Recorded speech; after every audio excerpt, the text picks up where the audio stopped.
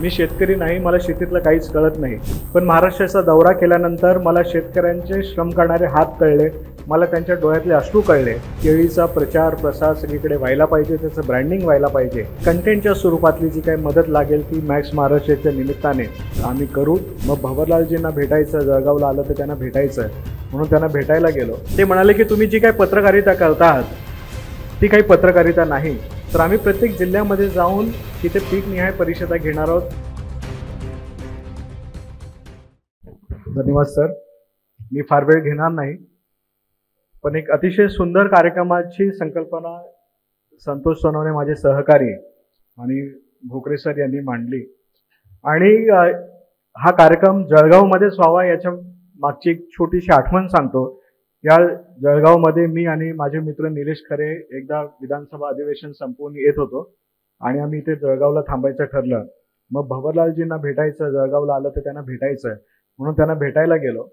तर त्यावेळेला त्यांनी दिवसभर आम्हाला पूर्ण फिरवलं तिथे आणि त्याच्यानंतर आमच्या दोघांना खूप झापलं आणि ही आठवण मी आज ट्विट सुद्धा केलेली आहे की खूप झापलं. ते म्हणाले की तुम्ही जी काही पत्रकारिता करता आहात ती काही पत्रकारिता नाही, हे सगळं सोडा आणि कृषी क्षेत्रावर लक्ष द्या. तर मी त्यांच्याशी थोडं आर्ग्युमेंट करत होतो, कारण डायनामिक्स वेगळं आहे मीडियाचं. रोज तुम्ही संध्याकाळी भारत पाकिस्तान, हिंदू मुस्लिम अशी भांडणं बघत असता. शेतीच्या मुद्द्यावर एवढी गंभीर परिषद आज मीडियाच्या माध्यमातून होताना दिसत नाही. तर मी त्यांना डायनामिक्स सांगत होतो. ते म्हणाले अरे शेतीच्या क्षेत्रावर उभं राहून आमच्या शेतकऱ्यांनी सहकारी कारखाने काढले, जे मोठ्या उद्योगपतींनाही शक्य झालं नाही. एवढा मोठा उद्योग उभा राहिला, या क्षेत्राला तुम्ही दुर्लक्षित ठेवू नका, याच्यावर माध्यमांनी लक्ष दिलं पाहिजे. आणि मला असं वाटतं की आज ही पहिली आम्ही पिकनिहाय परिषदा प्रत्येक जिल्ह्यामध्ये जाऊन, जिल्हाधिकारी साहेबांनी सांगितलं इथे की ब्रँडिंग होणं फार गरजेचं आहे कुठल्याही पिकाचं, तर आम्ही प्रत्येक जिल्ह्यामध्ये जाऊन तिथे पीकनिहाय परिषदा घेणार आहोत. पण त्याची सुरुवात मला असं वाटलं की जळगावमधून व्हावी, कारण ह्या जळगावच्या मातीने आम्हाला कृषी क्षेत्राकडे लक्ष देण्याचं, माध्यमात काम करतो मी गेली 30 वर्ष, पण या क्षेत्राकडे लक्ष द्यायचं या जळगाव जिल्ह्याने मला सांगितलं. आज रक्षाताई इथे आल्यात, अशोक भाऊ आलेत, अमोल भाऊ जावळे आलेत, आयुष प्रसादजी आलेत, के बी पाटीलजी आलेत आणि तुम्ही सगळेजण आलात. तुमच्या सगळ्यांचं मनापासून आभार मानतो. वातावरणातील बदल असतील, बाजारपेठा असतील, त्या बाजारपेठांमध्ये होणारी गुंतवणूक असेल, त्याचबरोबर संशोधन, त्याच्यावरच्या प्रक्रिया, विषमुक्त शेती हा एक नवीन प्रघात सगळीकडे प्रचार सुरू आहे. त्या दृष्टिकोनातून आपण कशा पद्धतीने पावले पुढे टाकली पाहिजेत, प्रशिक्षण कसं केलं पाहिजे आणि त्याचबरोबरीने या क्षेत्रामध्ये माध्यमांची पण काय भूमिका असेल, ह्या सगळ्यावर या पूर्ण परिषदेमध्ये चर्चा होणार आहे. मी सांगतो की ह्या जगातील सगळ्यात सुंदर गोष्ट म्हणजे शेतीचा शोध.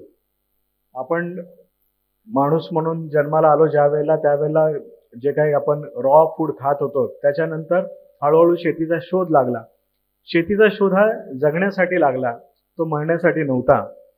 पण आज अनेक ठिकाणी केमिकल्सचा वापर, याच्यामुळे अनेक आजार हे खाण्यातून निर्माण झालेले आहेत.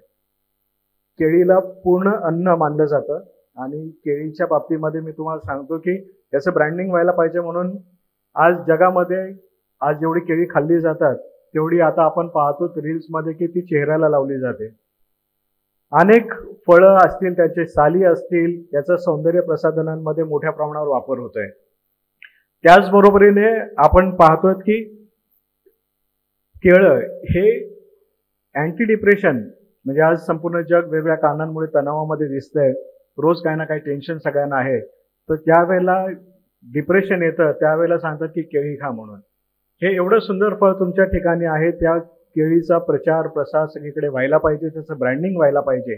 त्यासाठी आवश्यक असलेलं जे काही तांत्रिक आणि कंटेंटच्या स्वरूपातली जी काही मदत लागेल ती मॅक्स महाराष्ट्राच्या निमित्ताने आपण इथे आम्ही करू. आणि त्याचबरोबर एक 2-4 गोष्टी मला इथे या निमित्ताने मांडाव्याशा वाटतायत. ते म्हणजे मी महाराष्ट्राचा दौरा केला होता गेले 3 वर्षापूर्वी. संपूर्ण जिल्ह्यांमध्ये फिरलो. मी सगळ्या कृषी क्षेत्रातील जेवढे कृषी विद्यापीठ आहेत त्यांच्यामध्ये भेटलो. तिथे सगळ्यांचा मेजर प्रॉब्लेम आहे आउटरीचचा. आउटरीच होत नाही, लोकांपर्यंत माहिती पोहोचत नाही. आणि एक शेतकरी हा एक असा घटक आहे की मी एक चॅनल चालवतो. माझ्या चॅनलमध्ये मार्केटिंगचा माणूस असतो, सेल्सचा माणूस असतो, एडिटर असतो. वेगवेगळ्या डिपार्टमेंटमध्ये वेगवेगळी पदांवर वेगवेगळी माणसं असतात आणि त्यातली वेगवेगळी तज्ज्ञ लोक असतात. शेतकरी हा असा एक घटक आहे ज्याच्यावर हे सगळं होण्याचा दबाव हा त्या एका घटकावर असतो. आपण त्याला सांगतो की त्याने चांगलं संशोधन केलं पाहिजे, त्याने शेतीची प्रत जी आहे ती मोजली पाहिजे, त्याने जलसंधारण केलं पाहिजे, त्याने नियोजन केलं पाहिजे, त्याने मार्केटिंग केलं पाहिजे. ही सगळी कामं त्या शेतकऱ्याला एका घटकाला करावी लागतात. आणि मग त्याची शेती कधी कधी बिघडते, कधी कधी ती चालत नाही. अनेक वेळा तो केवळ पिकवायचं म्हणून पिकवत राहतो आणि ऊर फाटेपर्यंत तो धावत असतो. त्याला वेगवेगळ्या इकोसिस्टीमच्या माध्यमातून मदत उभी करून देणं हे आपल्या समाजाचं काम आहे. आज इथे आपण सगळे स्टेक होल्डर्स बोलवलेले आहेत. मी शेतकरी नाही, मला शेतीतलं काहीच कळत नाही, पण महाराष्ट्राचा दौरा केल्यानंतर मला शेतकऱ्यांचे श्रम करणारे हात कळले, मला त्यांच्या डोळ्यातले अश्रू कळले. आणि आज मी सांगतो की ह्या शेतीच्या परिषदेतला मी सुद्धा एक स्टेक होल्डर आहे, कारण हे सगळं अन्न मी प्राशन करतो.